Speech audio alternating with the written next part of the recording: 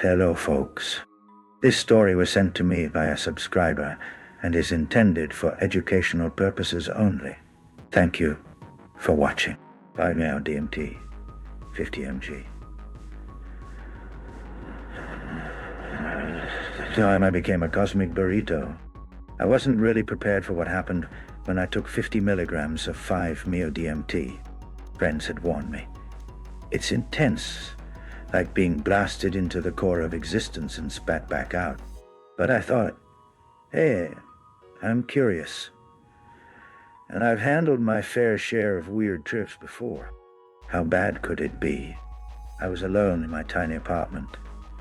Dim lights. Some ambient music playing. The powder was pure white, fine as dust, and I measured it carefully. One hit from the vaporizer, and immediately, everything started dissolving like wet chalk. At first, there was the usual wave of euphoria and disconnection from my body. But then, reality itself seemed to unravel. I wasn't just losing my body. I was losing me. The walls melted, the floor disappeared, and I was suddenly suspended in a vast blackness that was somehow alive, pulsing, breathing.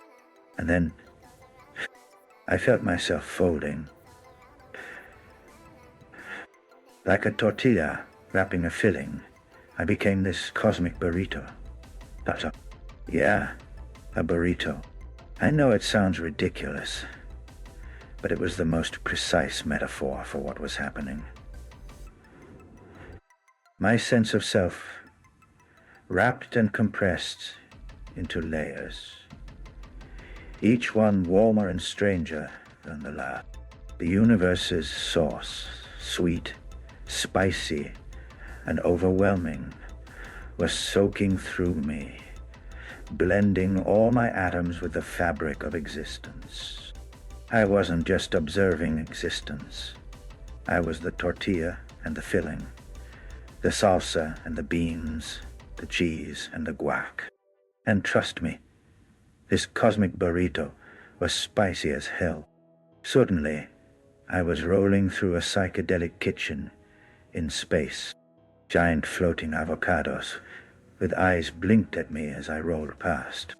There was a blender that hummed in a hypnotic rhythm, mixing stars and galaxies instead of smoothies. Cosmic chefs wearing aprons of nebulae danced wildly, juggling planets like hot potatoes. One chef, a massive glowing octopus with 7 arms and a chef's hat, winked at me and said, "You're about to be stuffed with the meaning of existence." I laughed, though it was more a cosmic chuckle that echoed through my whole being. As I tumbled further down this surreal kitchen's corridor, the ingredients of my identity swirled around me. Memories of past lives, moments of joy, embarrassing failures, all mixed into a cosmic guacamole. It was overwhelming, but somehow comforting. Like the universe was making me a burrito that contained everything. Then the scene shifted. I was suddenly on a conveyor belt heading into a giant cosmic oven, labeled Oven of Eternal Truth. I felt the heat, not painful but enlightening, as if all my illusions were baking away, crisping to perfection. Inside the oven, I experienced flashes of understanding, life's chaotic beauty, the interconnectedness of all things, and how every choice was like adding a spice to the burrito of existence. The universe wasn't random. It was a recipe constantly evolving, and I was both the cook and the dish. The octopus chef reappeared, this time holding a spatula that shimmered like the Milky Way. "Ready for your final roll?" it asked. I nodded, feeling both terrified and excited. With a swirl, I was rolled up tight, wrapped in layers of cosmic tortilla. The final step wasn't consumption, but transformation. I wasn't just a burrito anymore. I was the whole kitchen, the ingredients, the oven, and the chefs. Every element of existence vibrating as one, utterly alive and weirdly delicious. Then, just as suddenly, I was back in my apartment. The music was still playing softly, the walls solid, normal again. But I felt changed, like I had a secret recipe that no one else knew. One that made the ordinary extraordinary. I laughed aloud, still buzzing from the trip.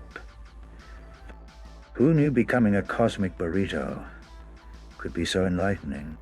Next time, maybe I'll add some sour cream.